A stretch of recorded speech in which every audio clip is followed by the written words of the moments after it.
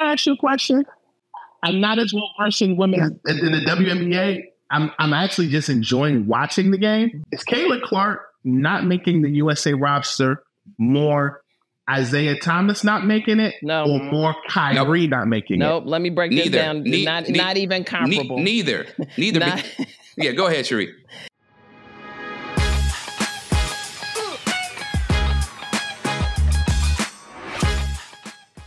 We get to talk about a topic that has been going ham the last couple of days. Nafisa Collier, Kalia Copper, Chelsea Gray, Brittany Griner, Sabrina Ionescu, Jewel Lloyd, Kelsey Plum, Brianna Stewart, Alyssa Thomas, Diana Taurasi, Asia Wilson, Jackie Young. You notice one name I did not say, and that is what's causing a stir. No, Arike Agumbawale. Right, that name is causing a stir with people that actually know basketball. But there's another name.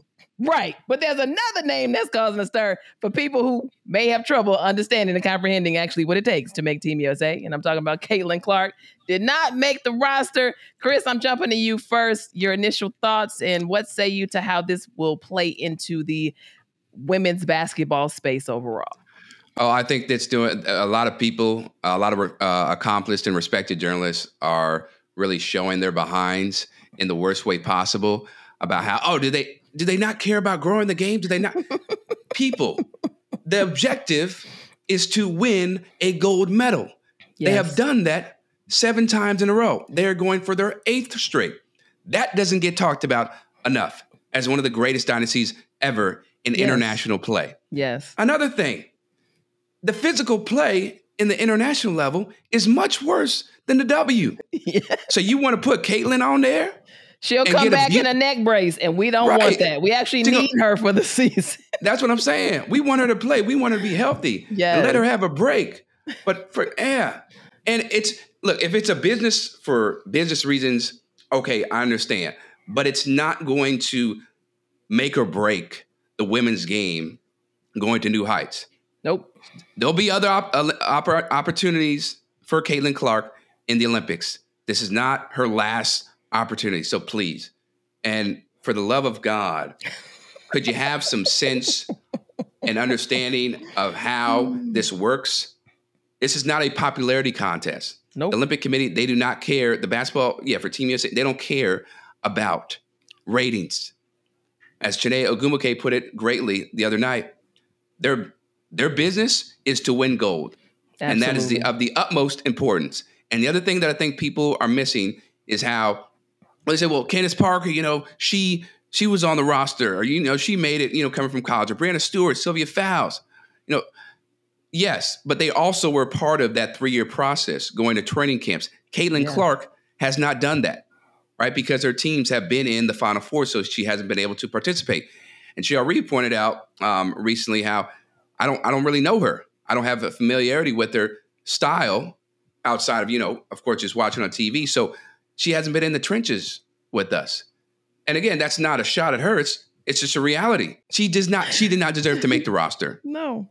Basketball reasons, she did not deserve it. And this is not about popularity. So that's my take on all this nonsense. And she did not get snubbed. She did not get left off. There were 12 other people who were better than her. Okay? Absolutely. And there's some more people better than her. After that. Dozens. And that's just it. Okay. I ask you a question. I'm not as well versed in women in the WNBA. I'm actually just enjoying watching the game. Is Caitlin Clark not making the USA roster more Isaiah Thomas not making it? No. Or more Kyrie not making it? Nope. Let me break this down. Not even comparable. Neither. Yeah, go ahead, Sharí. No, I appreciate it. Isaiah, from my vantage point, that really was more of a get along kind of situation. I don't think it had anything to do with his. We all know, all of us know the game. It had nothing to do with his ability, nothing to do with his stat lines at all. It was about how is he going to fit in with this team from a morale standpoint? Is he going to get along with the guys, or he's going to piss people off, get on their nerves? It's unfortunate because he deserved to be on the team. But I think at the end of the day, MJ said, nah. And MJ got what MJ wanted. That's unfortunate. Kyrie, sadly, got himself into some trouble, whether people agree with how or what. It happened. And I think, again, it's all political with him. I don't think it has anything to do with his ability. I would have loved to see him on Team USA. I was actually disappointed in that. With Caitlin, let's just say this. She currently ranks 132 out of 138 qualified players in the defensive win share metric. She's leading the WNBA in turnovers, okay? She's shooting about 35.7% from the field and less than 30% from three. She's not even ranked at the top when we talk about the Rookie of the Year conversation, she's not even in the top 3. So and her team sucks. Sorry, but it's true. So when we throw all of these things in there, just from a look at the numbers standpoint, she doesn't measure up. Then you go into the physicality of the game, which she's proven she struggles with. What is she going to do? And then the people that are, well, you should let her go anyway. And then when she sits the bench, you're going to be mad. And then these are the roster spots. So who's she going to replace? The reality is this. We live in a society, and sadly, social media is a big part of this, where people complain and they think they're supposed to get what they want because they raise their voice in protest. It doesn't fit here.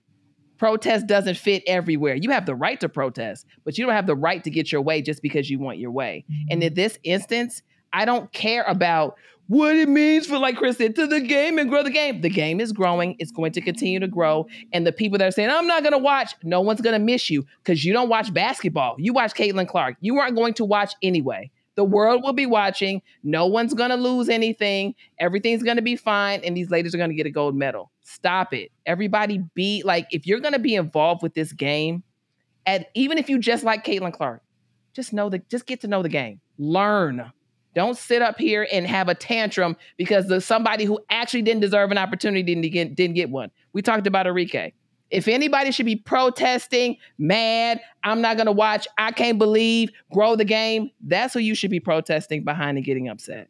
But this is absurd. And yes, hi trolls, I'm not a Caitlin Clark hater, but I am a Caitlin Clark realist, and she shouldn't have been on the team. And I'm actually proud of those in Team USA who made the decision to put their foot down and said, hey, the game and the gold is too important for us to risk this level of popularity in this popularity contest to inhibit what we're trying to do. She has other opportunities. She's a rookie. She'll be there probably in the next 4 years. So everybody relax. And the other thing, just quickly, Sharí, we have people talk about growing the game. If you actually had any interest, any desire, any belief in growing the game, then you would be talking about these first-time Olympians like Kalia Copper, who's been a dog, Kelsey Plum, Sabrina Ionescu, Alyssa Thomas. That is how you grow the game, right? Because Caitlin brings the eyeballs, and then you talk about all these wonderful women who are showing out night in and night out. So miss me with, grow the game. Growing the game is talking about the Olympians who made the roster. Absolutely. Thank you, and good night. And good night, and Diana Taurasi, who's in her 15th Olympics. But y'all don't want to talk about that, which is incredible.